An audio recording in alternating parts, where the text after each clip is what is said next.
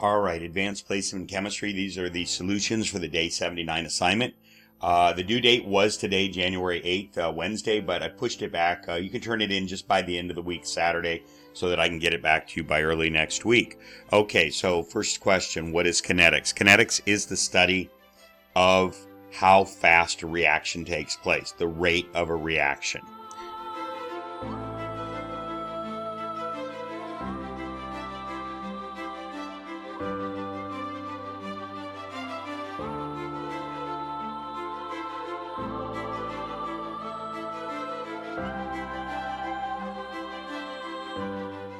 All right, so derive a rate law for the equation and data below. So this is something we did probably 4 or 5 of these before we went on break, but it's been a while, so let's do another one. So first of all, just write out the general form of a rate law. And it looks like this. By the way, there should be an arrow there. So the rate, in other words, how fast the reaction is going to take place, equals the rate constant, lowercase k, times the concentration. And in this case, we're dealing with 2 reactants here. Products don't matter in a rate law. So it's NO. So the concentration of NO to the x power, and that's something we're going to find. And then Cl2, you ignore the coefficient in front. It has nothing to do with writing the rate law for a chemical reaction, unless it's an elementary reaction, and we'll talk about that in the next assignment. So that's the general form of the rate law. So what we need to find out is the value of x, the value of y, and the value of k. All right, so the way we do that is first, the only way to do that is through experimental data. And so we have 3 reactions here.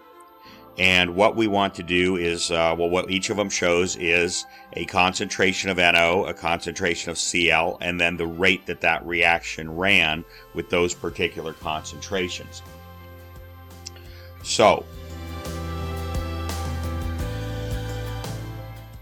we first want to find out how the concentration of NO by itself affects the rate. So in order to do that, we find a reaction where Cl2 is held constant. It doesn't change. So the only thing that's changing is the concentration of NO and the concentration of the rate. If we look at equations or reactions 1 and 2, we see that Cl2 does not change. So we're going to choose that reaction.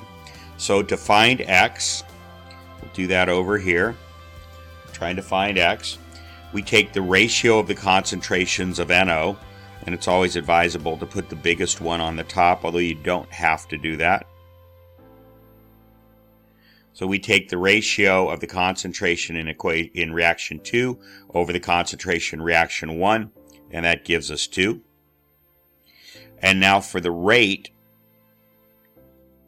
the ratios are, again, since it was equation 2 over 1 here, it has to be 2 over 1 here. It's 4.79 over 1.19. And that equals approximately 4. It's not exactly 4, but close enough. So what we see is that when we double the concentration, we quadruple the rate of the reaction. So what you want to know is what's that relationship mathematically. So you take the concentration ratio of 2, raise it to the x power, and that's going to equal 4. And so that means 2 to the what power equals 4? Well, x has to equal 2. So that means up here, we can put a 2 up there. That's what x equals. X equals 2. Now we do the same thing and find out how chlorine affects the rate of the reaction. So we have to find 2 reactions where NO remains constant. So if we look at equations 2 and 3, NO remains constant in those 2. So we come over here and we look at how Cl changed. So in equation 3, and it's 3.0, equation 2, it's 2.0, so we make a ratio. Now we're doing y. So we make a ratio of 3.0 over 1.5, and that equals 2. And then the rate for those 2 is 9.59 over 4.79.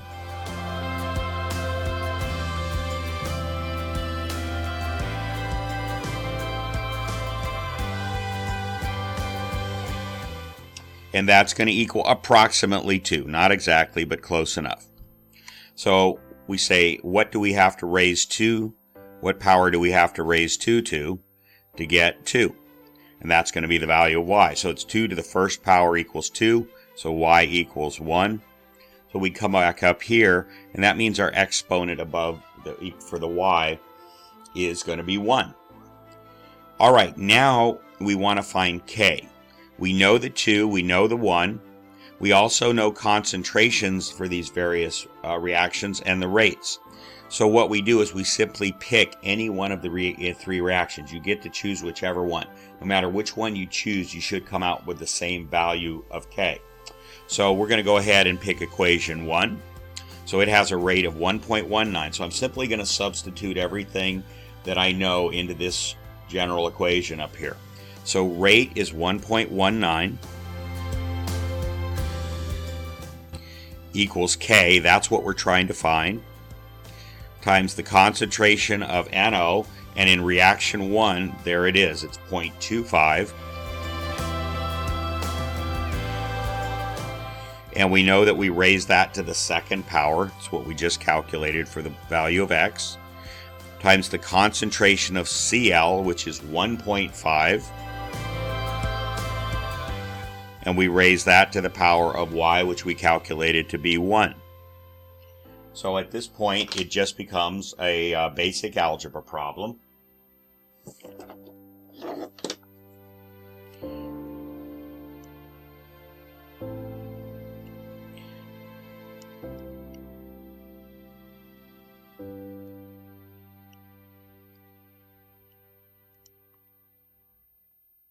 And we come out with 12.7 for k.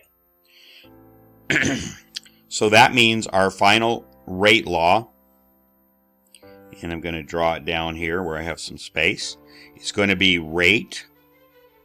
Let me just go ahead and write this here. So k gives us 12.7 based on what we just calculated there. So rate equals the rate constant of 12.7 times the concentration of NO to the second power times the concentration of Cl2 to the first power. So what this means, what this does for us, is it says we can pick any concentration of NO and any concentration of Cl2 in moles per liter, molar, and just apply the math equation here and figure out how fast, at what rate, that reaction will run. And so that's what the rate law does, and that's how you calculate it from experimental data. All right, now we're going to move on and do some work with logarithms. We're going to need those for some of the, not a whole lot, but we do need them somewhat to work with in some of the additional parts of this kinetics unit. So what is a logarithm and an exponential? So let's start with exponential. An exponential is an equation in which the variable is in the exponent. So y equals 10 to the x would be an example of an exponential. So if we wrote y equals 10 squared, that would equal 100. A log is the inverse of that. A log, base 10, and if you don't write base 10, it is base 10 for a log, but we're going to write base 10, of 100 equals 2. So what this is saying is, what number do you have to raise this base by, what exponent, in order to get 100? That's what a log tells us here. So these two are inverses of each other. So again, this and this. So so that's the relationship between an exponential right here and the log. So what is a mathematical relationship that relates the exponential and the log? Well, they're inverses of each other. So that means they reverse each other. And I'll give you an example. They're inverse. So what it means is this. If I pick any number, let's pick the number 7, and I say log of 10 to the 7th, and I should put, just to be explicit, base 10. The log base 10 of 10 to the 7th is going to equal 7. So in other words, I take 10 to the 7th, and that's going to give me a really big number. It's going to give me 10 million. And then I take the log of that. So I would write that over here. I'm just going to take the log of this right here. So the log base 10 of 10 million equals, in other words, this is saying, what do I have to raise 10 to get 10 million? The answer is 7. So in other words, if I start with the number 7, I raise 10 to that power, and then take the log of that, I get back to 7 again. So an inverse is like if you take the number 5, and you add 2 to it, and then you subtract 2 from it, you get back to 5 again. So plus and minus, addition and subtraction, are inverses of each other. They reverse each other. And the same is true for an exponent and a log. What are the two reasons for using logs? So the two reasons are, so that if you were going to try to graph 10 to the 7th and you get some incredibly large number like 10 million, you can't possibly put that on a normal size piece of graph paper. But if instead of logging 10 to the 7th, you instead of graphing 10 to the 7th, you graph the log of 10 to the 7th, that will give you 7. And so when you're dealing with the exponents, you're dealing with a much smaller number. So let me just give an example. If I'm trying to plot 10 squared on a piece of graph paper, I get 100. Okay, well that's not an unreasonable number. If I'm trying to plot 10 to the 7th on a piece of graph paper, I get the number we've just been working with, which is 10 million. I can't possibly put 110 million on the same piece of graph paper. But if I say all I want to do is graph their exponents, then I have 2 and I have 7. Those are small numbers. We can put those on the same piece of graph paper. So that's one of the reasons for using logs, is to keep the numbers we're dealing with at a reasonable level. Instead of talking about the actual number, we talk about the log of 10 million and the log of 100, which is in the case of 100 is 2, in case of 10 million it's 7, and we can easily graph those. The other reason we use logs is, I'm just going to write this as a couple of words, is straight lines. For many types of curves, they give us straight lines. That's called linearizing data. You don't really need to know that term, but it's linearizing the data. And that allows you to find the slope of the line, and it allows you to do some analysis that you're going to see coming up. It's just better to wait and see how we use it, and you'll see how having a straight line of the data rather than curved data is going to be helpful in our analysis. Okay, what is a natural logarithm, and what is the inverse of a natural logarithm? So we're not going to get deeply into logs here. You really don't have to know much more than how to plug the numbers into them and how to do them on a calculator. But we're just going to simply say a natural log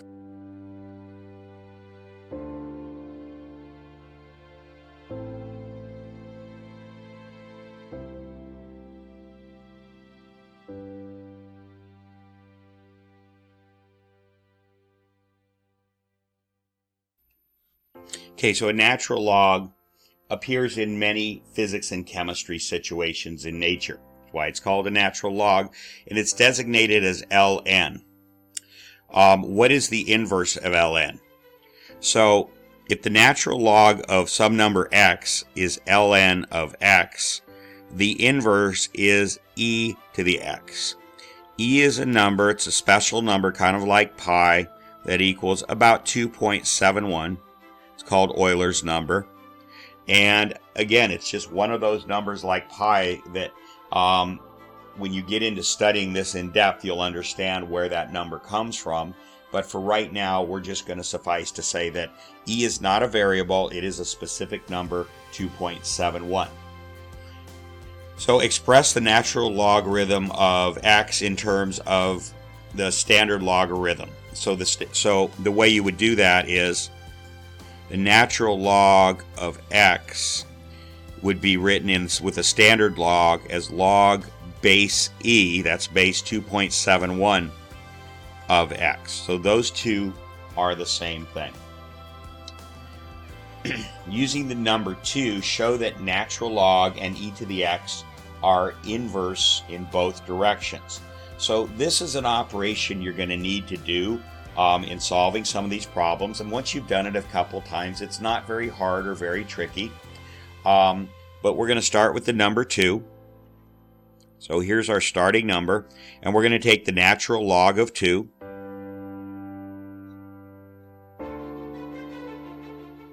And we're going to make that an exponent of e. So what we're going to do is we're going to type in the following functions. So we started with 2. We right here is the natural log button. Let me get this in focus a little better. And there's the e to the x right above it. That's the second function. So to use e raised to the x power, you hit the second button and then the ln button. If you just want the natural log ln, you just hit the ln button. Okay, so let me show you what the keystrokes are to do that. So it's saying e raised to the ln of 2. So you type in second, and then the button ln. So let's go ahead and do that. So second,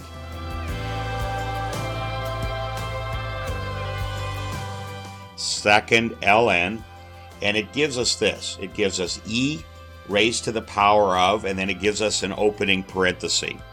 So down here, that's going to give us e caret opening parenthesis, and now we're going to write in ln of 2. So we're just going to type in ln again, the ln button again, except this time we didn't press second, and then the number 2. Okay, and so I'm going to type in that, and that'll put this inside the parenthesis. And then we need to close the parenthesis. So you need to hit the close parenthesis key, and that's right over here. You didn't need to open it. It did that for you, but you need to close the parenthesis. So let me go ahead and type that in. So I'm going to hit the ln button, and you notice it gives me another open parenthesis, 2.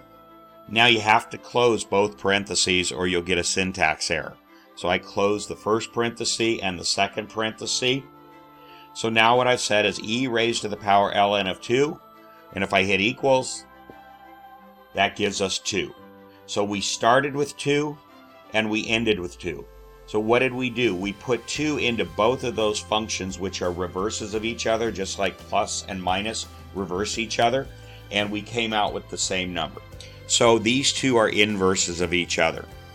And then the last thing we punched was the equal sign right there. So each of these represents the buttons that you're pushing. And that closed the parenthesis, and that gave us the number 2. You had to actually close 2 parentheses inside because they gave you one already. Okay? All right. Let's do that in the other direction, and I'm going to create a little space for myself down here. So now what we're going to do is the other way around. Instead of saying e raised to the ln2, we're going to say ln parenthesis e to the second power close parenthesis. And what does that equal? So we're going to start with ln, and then we're going to go to second ln, so we get e raised to the power, and we're going to raise that to the 2, and now again we have 2 parentheses to close, so you close parenthesis, and hit equal, and that also gives you 2. So you started off with 2 and you ended with 2. Okay, so kind of the purpose of doing this is, again, there's going to be operations you'll just see them when they come along in this unit, where you're going to need to do that in order to get yourself out of an ln. All right, so it says do the same with the number 8. So let's go ahead and do that. So we're going to say e raised to the ln of 8. And that's going to equal, let's go ahead and punch it in. So I'll do that on screen here. So I have second ln, that gives me e raised to a power.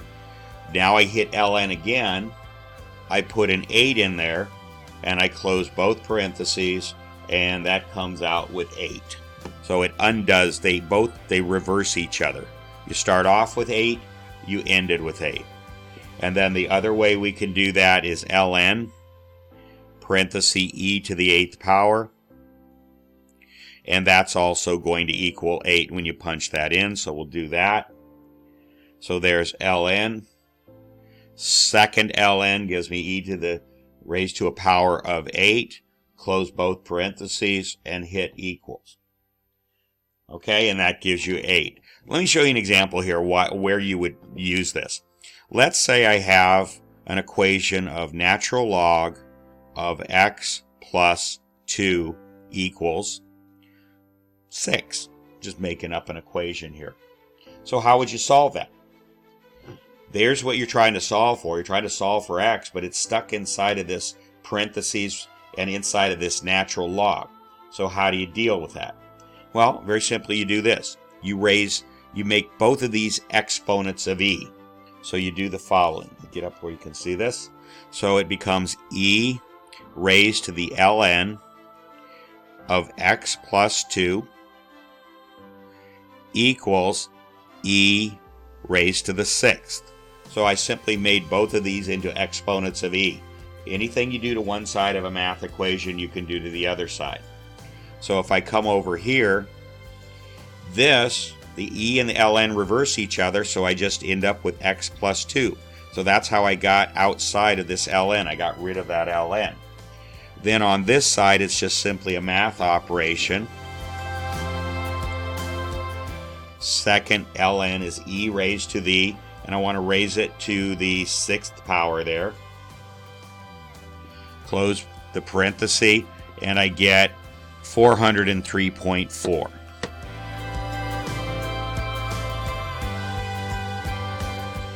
And by subtracting 2 from both sides, I get x equals 401.4. Anyway, so it allowed me to solve this equation where I had an x inside of a natural log by raising both sides to the power of e. So it's just a little mathematical trick, a little principle of logarithms and exponents.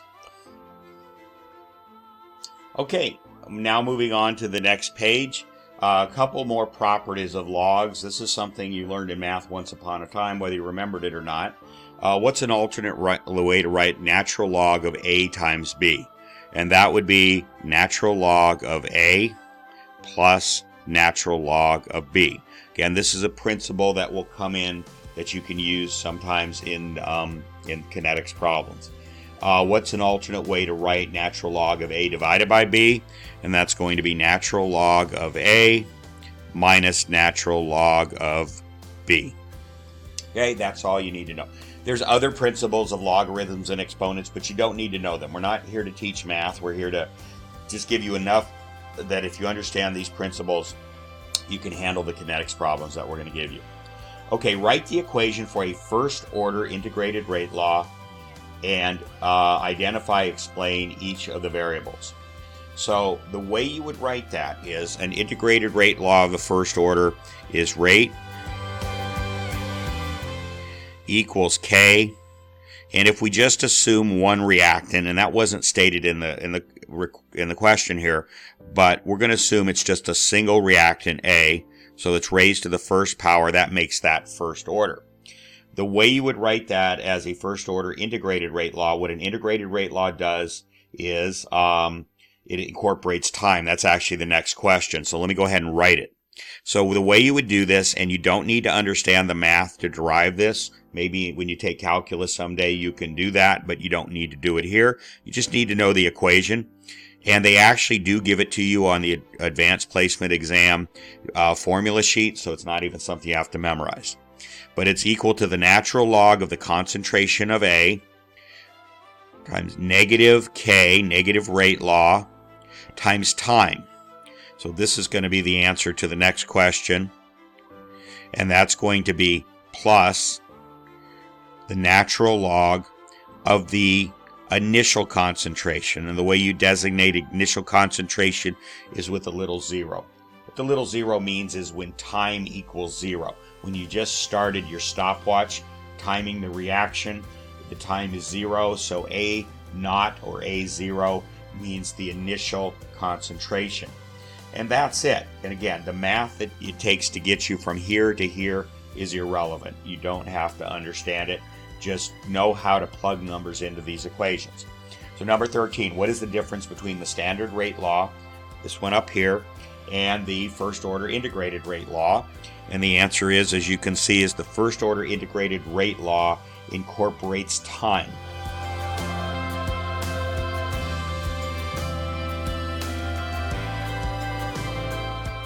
Okay, draw two sketches.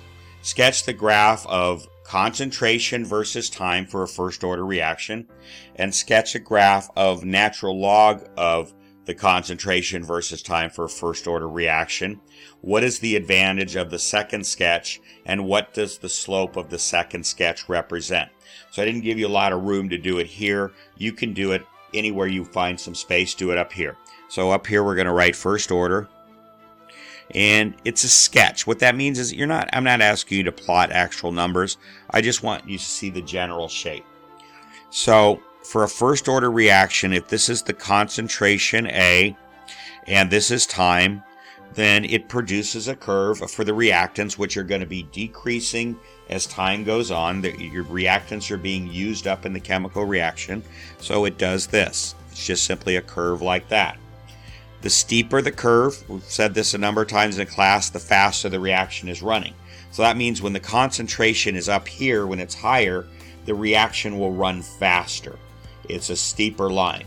Down here, as the concentration gets lower and lower down here, the line gets less steep. That means the reaction is slowing down. If you think about that logically, that makes sense for most reactions. They're going to run really fast where there are a lot of molecules banging into each other to react. But as you start using up those molecules and there's not as many of them, they're going to find a harder time finding another molecule to bump into to react with. And so the reaction is going to get slower and slower until eventually you run out of the reactants possibly, and then the reaction stops altogether. So it generally forms a curve like that. Now, this is why we use natural logs here. Because if we plot the natural log of that concentration against time, we end up with a perfectly straight line. It's a negatively sloped line, and the slope of that line equals the negative of the rate constant K. Okay, so that's the advantage, and that's why we use natural logs for this, because it gives us a straight line, and we can tell what the slope of that straight line is, and it is negative K. All right, so there's the sketch. Now it does ask a couple of questions down here.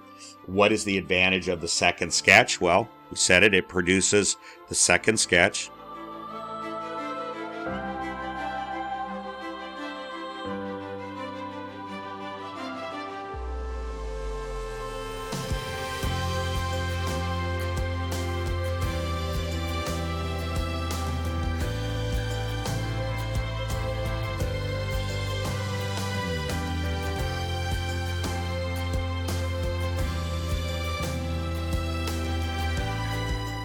Okay, so I answered both of the questions. What is the advantage of the second sketch, and what does the slope of the second sketch represent? So the second sketch produces a straight line where the slope is the negative of the rate constant K. So it's negative K. Okay, now we're going to get into kind of a comprehensive problem here which ties all this together.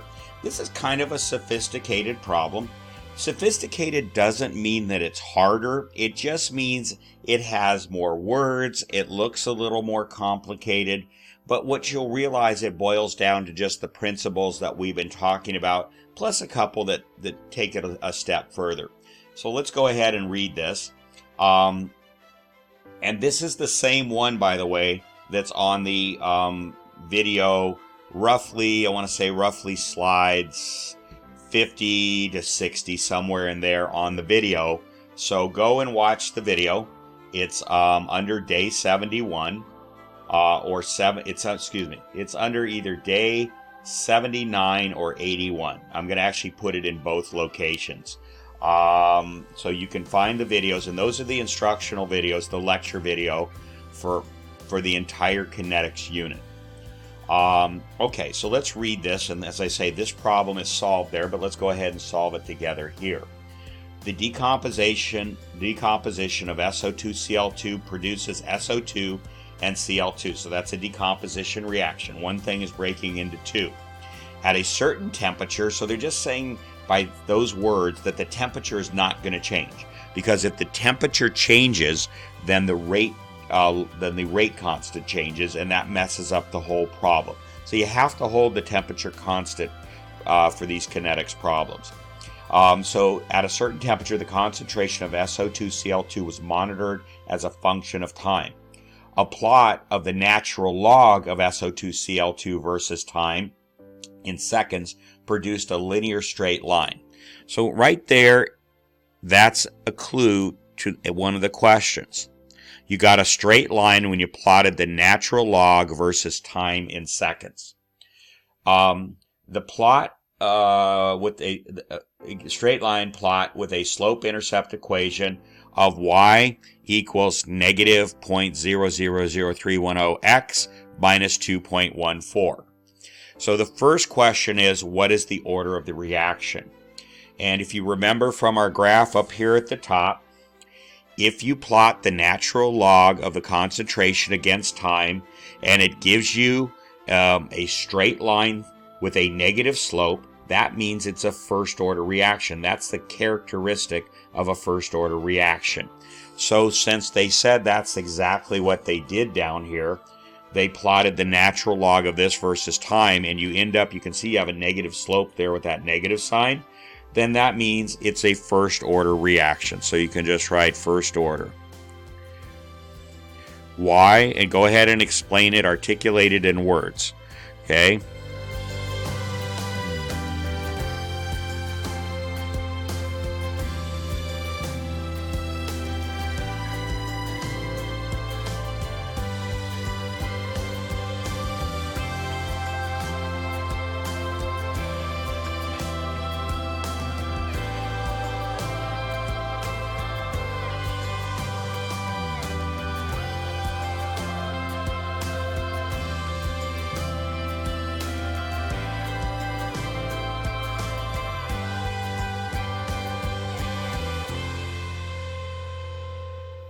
Okay, so the plot of natural log of SO2Cl2 versus time is a straight line with a negative slope.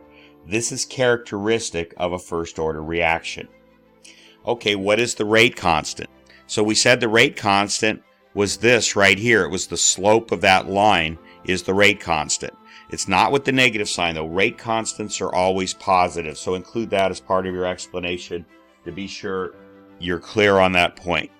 So the rate constant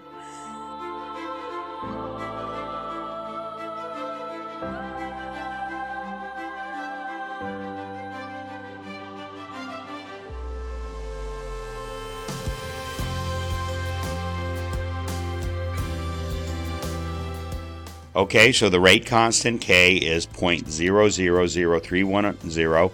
A rate constant is always positive. So now we're on problem number 18. It's a continuation of the previous two problems, same data set, same information. So at the same temperature, so again, temperature has to stay the same so that the rate constant stays the same. Otherwise, everything in the problem changes and you can't do the problem. So at the same temperature, 0.2 molar of SO2Cl2 is decomposed. Remember, a decomposition reaction is where a single reactant breaks up into two products. What is the concentration of SO2Cl2 that remains after 5 minutes? So this is really at the heart and soul of what kinetics is about. It's telling you how fast a reaction will run, or another way of looking at that is how much of a reactant will you have after a certain amount of time. or how much has been used up after a certain amount of time. And so that's really this is really the center of what kinetics is. So let's go ahead and first of all, we have to write a balanced reaction for this decomposition. It's pretty easy. So it's SO2, Cl2, and that's going to decompose into SO2 plus Cl2.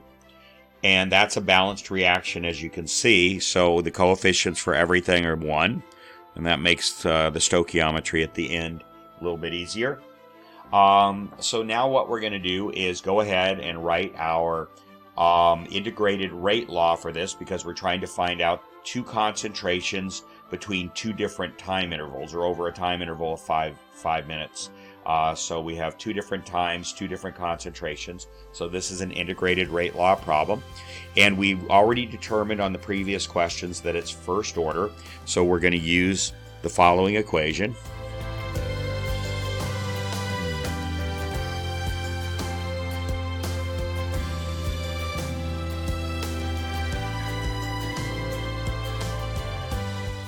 Okay, just plugged in, and we're going to use SO2Cl2. We want to know that's the only reactant that we have in this problem. So now we can plug in the numbers.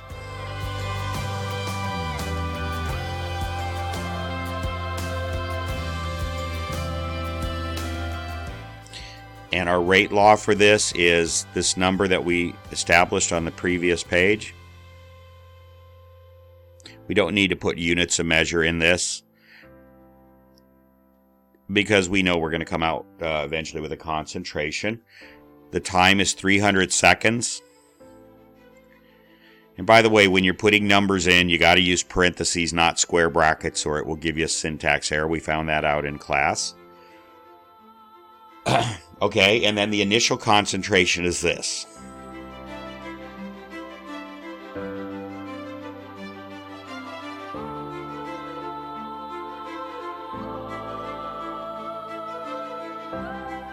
Okay, so now what we're going to do is we're going to run all of these numbers. We're going to take the natural log of 0.2, and then you're going to add to that 300 times this rate constant. And when you do that, you get negative 1.702. And on this side, you still have ln of the only reactant, natural log of the only reactant right there. Okay, so here comes a chance for us to use the maneuver with the reversing this ln. If we raise e to this power and raise e to this power, that's a legal math operation. I'm going to come over here where I have a little more space, and I'm going to say e raised to the ln of the concentration of SO2 Cl2 equals e raised to the negative 1.702. Okay, and I'm going to cheat and go up here because I need some space. If I do that, then this whole thing, the E and the ln, reverse each other. So on the left side, I just end up with the concentration of SO2Cl2, which is what I want. That's really what I'm looking for. And now this just becomes a calculator operation, okay, in which you just simply say second ln E raised to the negative. Be sure to use this for your negative. Don't use the minus sign. That's not what the minus sign is for. If you want to make a number negative, you use the negative sign down at the bottom there. So it's going to be negative 1.702. Close the parenthesis and hit equal. And that gives you 0.182. And we're going to round that to just 0.18. Two significant figures here. And what is that? It's a concentration, so it's molarity. It's molar. Let me get on screen there. So that's what we got, and it's molar. It's a concentration of SO2. So I'll explain, what does that mean? It means we started off with 0.2 molar, and after 5 minutes, we then had 0.18 molar. This is not how much was used up. This is how much is left. So be sure you're clear on that. So you went from 0.2 down to 0.18 concentration. Okay, so that's the answer to number 18 right there. Okay, now number 19 is what is the concentration of the products SO2 and Cl2 at that time? So let's look at the chemical equation. In fact, let's just go ahead and write it again.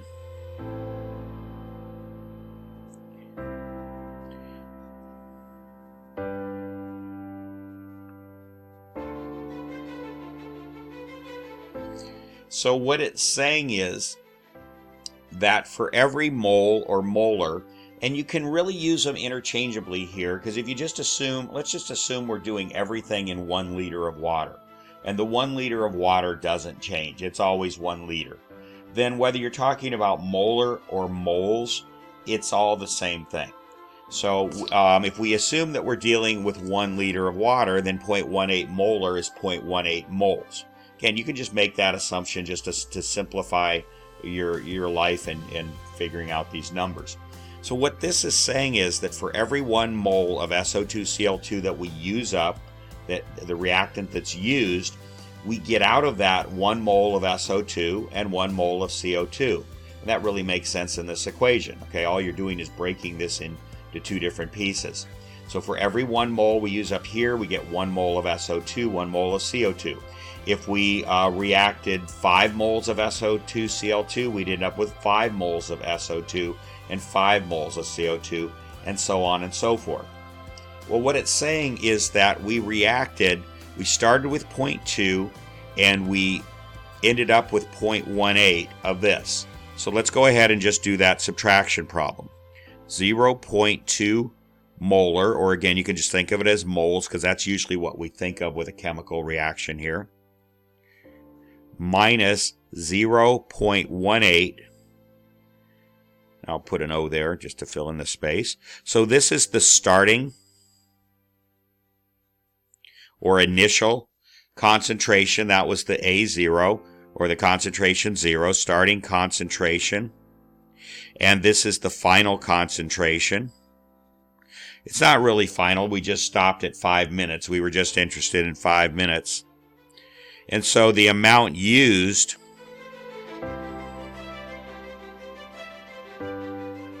it's not really a chemistry term, but we're just going to say that. The amount used, you subtract that and you get 0.020 moles or molar if we're dealing with 1 liter of water. Okay, so that's the amount used.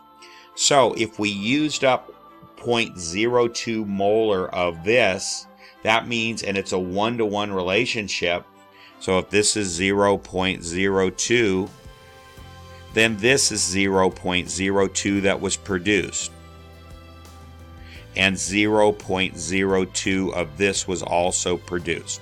However many moles of this was used up, that's how many moles of this was produced and how many moles of this was produced. It's just a 1-to-1 relationship.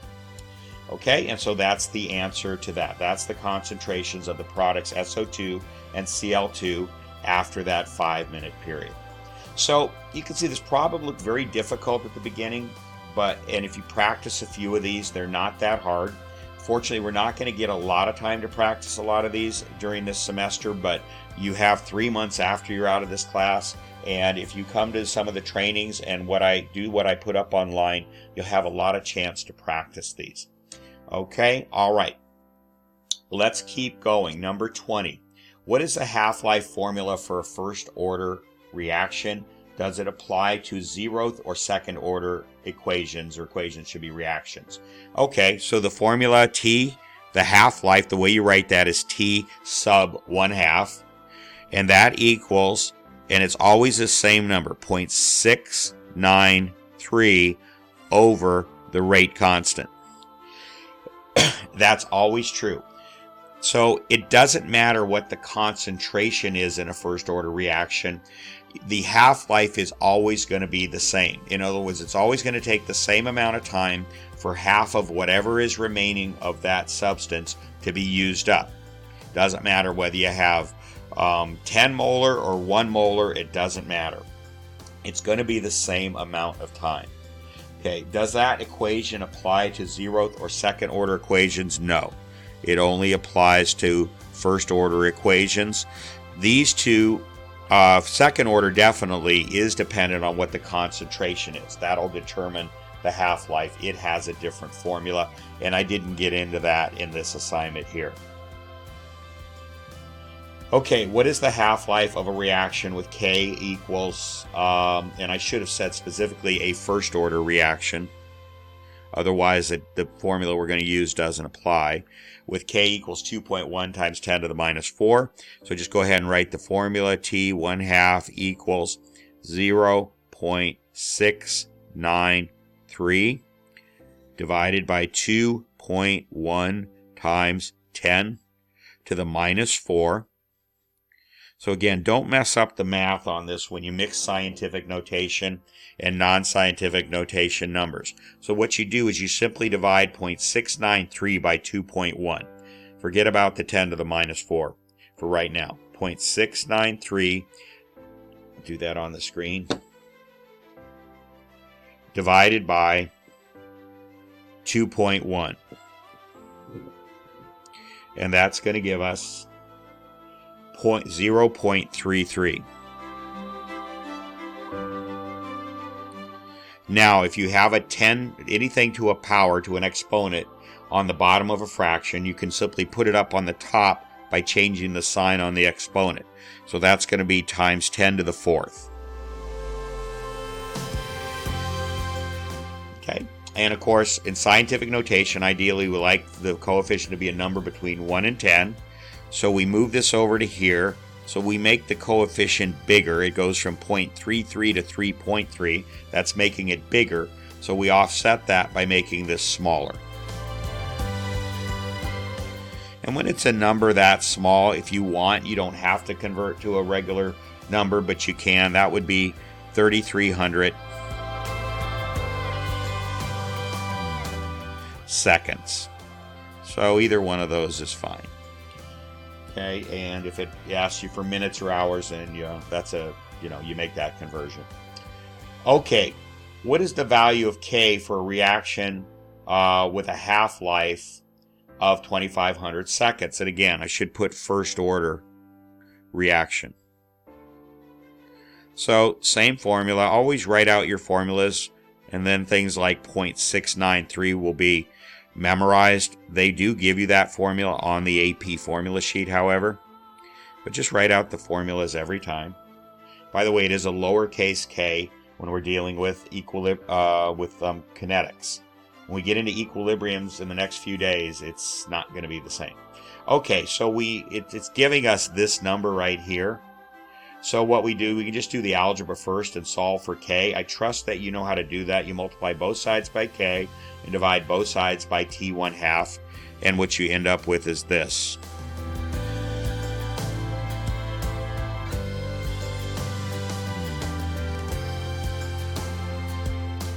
So now you can just plug in the number, and that's going to be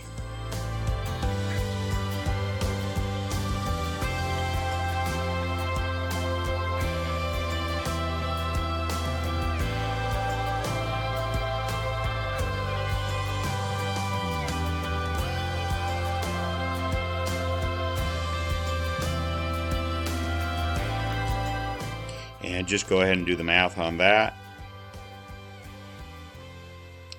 And you get this 0.002772. So we can just call that 2.8 times 10 to the negative 4th. And that's the rate constant. And for first order, it's 1/seconds is the units of measure for the rate constant. Okay, so that takes care of the Monday assignment, the day 79 assignment. I'll get on to getting the solutions up for day 81. And that's the one that was given out on Wednesday. And those are the only two kinetics assignments I think that we're going to do. Again, watch the video, whether you like them or not. Watch the lecture videos of the PowerPoint slides. There's 70 of them. It's about an hour and 45 minutes total, and it'll give you a lot of insight into this whole subject and into how to solve the problems. Okay, so I'll see you on the next video.